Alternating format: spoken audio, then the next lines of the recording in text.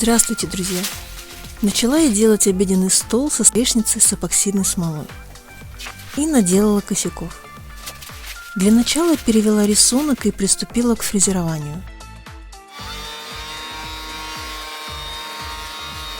Из кусков ЛДСП создано на скорую руку такое приспособление для фрезерования моего фигурно-оленьего паза. С фрезером работала впервые, я пока только учусь, поэтому не могу вам сказать о недостатках, вижу только достоинства. Приобретен на всеинструменты.ру.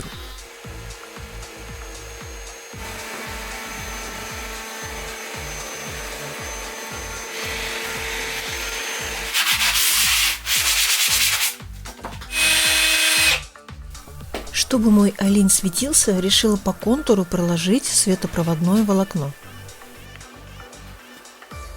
Затем на термоклей приклеила светопроводное волокно, и в этом ошибка. Так не делайте. Будет некрасиво светиться, так как остатки клея тоже светятся.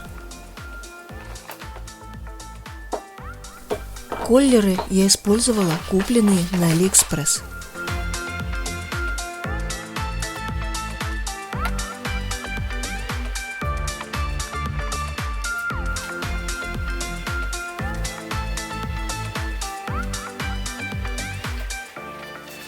А теперь, собственно, о моих ошибках, о моих косяках. Первую ошибку я сделала при смешивании, причем от невнимательности. Обычно, когда рассчитывают доли, говорят чего-то к 100. Производитель указал, что надо смешивать 65 на 35. 65 смолы, 35 отвердителя. Вот поэтому я и смешала 35 к 100. Получилось, что я смешала 1/3, а надо примерно половину. У каждого производителя совершенно по-разному, поэтому внимательно смотрим на упаковку. И смесь нужно очень хорошо смешать. Если будет плохо перемешано, то останутся незастывшие участки и пятна. И после перемешивания нужно перелить в чистую емкость другую, иначе у стенок может остаться плохо перемешанная смесь, что создаст разводы. Вторая моя ошибка. Я начала заливку смолой без обработки поверхности столешницы. Дело в том, что при полимеризации эпоксидки она создает усадку и вытягивает воздух из древесины, поэтому мы видим пузырики. Правда, они легко выгоняются строительным феном, горелкой или специальным спреем. Надо было нанести на поверхность столешницы слой лака или намазать тонкий слой той же смолы и дать высохнуть. Но это касается только мягкой пористой древесины, как моя сосна. Со смолой надо работать в помещении с низкой влажностью и с температурой выше 22 градуса. И чем выше эта температура, тем лучше, смола будет быстрее застывать. Следующий мой косяк – это после заливки я выгнала горелкой пузырики и ушла спать.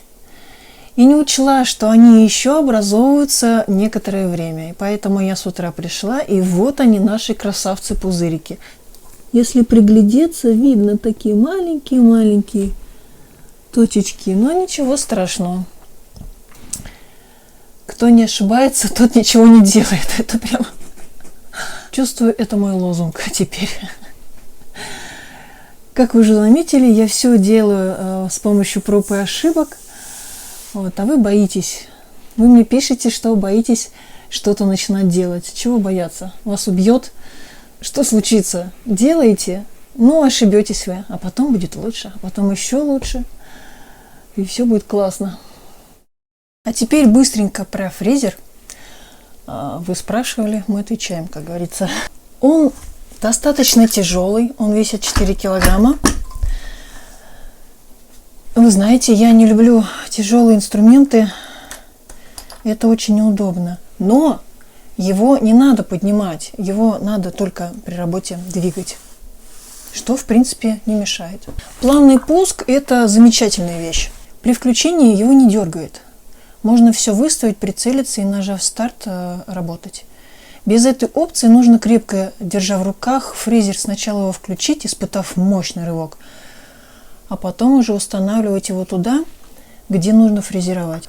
Наверняка, конечно же, это дело привычки, но без этого жить лучше. Неплохое родное пылеудаление, вот эта втулочка для пылеудаления, без нее было бы вообще невозможно фрезеровать пазы сложной формы. Правда, при установке этой насадки становится хуже видно рабочую зону, но работать можно. Очень неплохой чемодан для хранения и транспортировки. Огромный, правда. Хорошо, что не коробка. Итак, подытожим. Смола до конца все-таки не затвердела.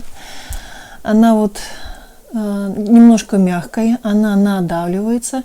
И чем выше температура в помещении, тем лучше, больше она надавливается. Вот. Но ничего страшного. В следующий раз мы с вами сделаем лучше. Рисунок будет другой, подсветка другая. И сам стол, я думаю, будет другой. Все-таки не сосна, потому что сосна слишком мягкая порода и для обеденного стола не очень практично. Все, что очень круто упадет на стол, там останется обязательно вмятина. Ну все, теперь мы с вами стали умнее, дачники. Всем пока, спасибо за просмотр. Лайк все-таки поставьте. Ну или дизлайк, накосячила все-таки. Всем пока.